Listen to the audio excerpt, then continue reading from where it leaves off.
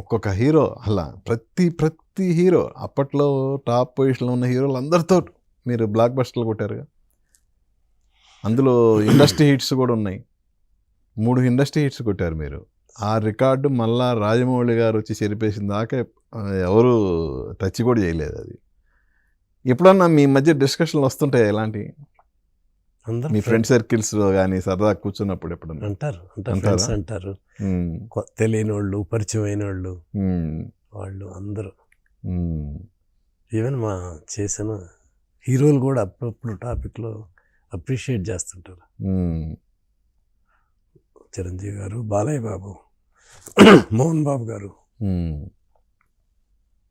మా సురేష్ బాబు, సమరసింహారెడ్డి, నరసింహనాయుడు, ఇంద్ర వరుసన. అదే 3 industry hits వరుసన. మళ్ళీ దాన్ని బ్రేక్ చేసింది రాజమౌళి. Magadheera, Baahubali beginning, Baahubali conclusion. అంటే మొన్న ఈ మధ్యనే చిరంజీవి గారు డిన్నర్లో కలిసాం. అందరం, మా గురువు గారు ఉన్నారు, కోదండరామరెడ్డి గారు, నేను, చాలామంది ఉన్నారు. ఎదురుగా చిరంజీవి గారు, ఎదురుగా పెద్దోళ్ళు కూర్చొని ఉన్నారు. కూర్చొని కోదండరామరెడ్డి గారు, మీరెన్ని సినిమాలు చేశారు? 93. నన్ను, మీరెన్ని సినిమాలు చేశారు? 33. వెంటనే చిరంజీవి గారు, 33 చేసినా మా గోపాలు ప్రతి హీరోకి సూపర్ హిట్లు చేశాడు, ప్రతి హీరోతో సూపర్ హిట్లు ఉన్నాయి అని ఇంద్ర, సమరసింహారెడ్డి, నరసింహనాయుడు, స్ట్రేట్ రౌడీ అన్ని సినిమాలు గుర్తు చేశారు. మళ్ళీ ఒక అప్రిషియేషన్. అంటే నేను చేసిన హీరో ఈ మధ్య జరిగింది చిరంజీవి గారు. ఆయన మొన్న మళ్ళా బ్లాక్ బస్టర్ కొట్టారు, సూపర్ హిట్. మన శంకర్ వరప్రసాద్ ఎంత గ్రేస్, ఆయన స్లిమ్గా సాంగ్స్ అవి బ్రహ్మాండంగా చేశారు.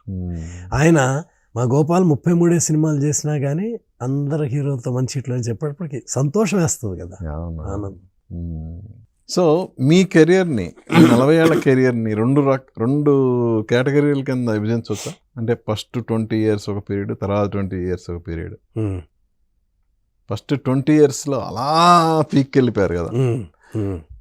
సో ఆ తర్వాత 20 years కొంచెం డల్ అవటానికి ఏంటి సార్ రీజన్? సబ్జెక్ట్లే మెయిన్. Subject selection. మధ్యలో కొన్ని సంవత్సరాలు ఫ్లాప్లో వరుసగా.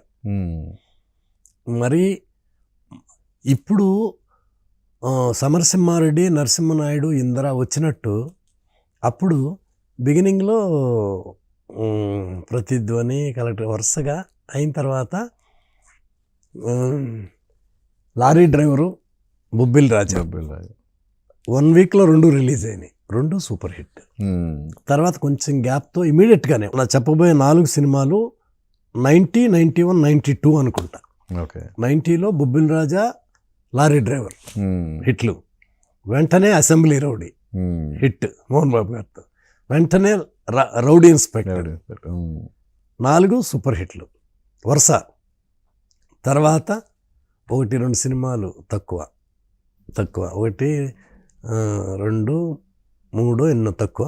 తర్వాత ఫ్లాప్లు వచ్చినాయి బాగా. స్ట్రీట్ ఫైటరు, గ్యాంగ్ మాస్టరు, అట్లా ఫ్లాప్. గ్యాంగ్ మాస్టర్ బాగుంటుంది, ఎందుకు మరి ఫ్లాప్ అని తెలియదు కానీ యాక్చువల్గా మంచి సినిమా. మీరు అలా కాస్టింగ్ ఒకటి మిస్ కాస్టింగ్. మీరు అలా ఎంతో ఆశ పెట్టుకొని బాగా డిసప్పాయింట్ చేసే సినిమా అంటే ఏది మీ కెరీర్లో? అంటే రవెన్న ఏదో అనుకున్నాం, ఏదో జరిగిపోయింది. రవెన్న రాజశేఖర్, అది కూడా ఒక రీమేక్ లాంటిది. నాకు తెలీదు సబ్జెక్ట్ సెలెక్ట్ చేసుకునేటప్పుడు, తర్వాత తెలిసింది. మాగంటి గోపి అనుకుంటా, గోపి గారు. మాగంటి గోపి చాలా మంచి ప్రొడ్యూసర్. అసలు ఎక్కడ ఆయన కూడా కాంప్రమైజ్ అవ్వటం అట్లా కాకుండా మంచి ప్రొడ్యూసరు. బాగా ఇష్టం నాకు మాగంటి గోపి గారు అట్లా.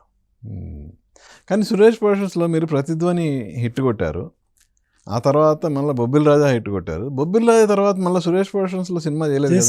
అంటే పూజ చేసాం, 4 చేసాం సురేష్ ప్రొడక్షన్స్లో. ప్రతిధ్వని, ఇన్సాఫ్ కేవాస్, రక్త తిలకం, అశోక్ గారును సురేష్ బొబ్బిలి రాజా.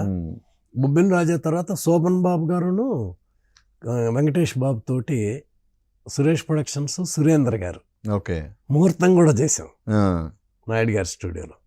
చేసాం, సబ్జెక్ట్ కూడా డిస్కషన్ పెట్టి చేసుకున్నాం. కానీ ఇద్దరు సోమబాబు గారు వెంకటేష్ ఓకే. అది కుదరలా. అప్పుడు కరెక్ట్గా రీమేక్ ఒకటి వచ్చింది చిన్నరాయుడు, దాని బదులు ఇది చేసాం, నర్సారెడ్డి గారికి చేసాం. ఓకే, తమిళ రీమేక్. అవును, అవును. అది ఎందుకు తర్వాత అయినా సోమన్ బాబు వెంకటేష్ కాంబినేషన్ అంటే మంచి కాంబినేషన్, మంచి కాంబినేషన్.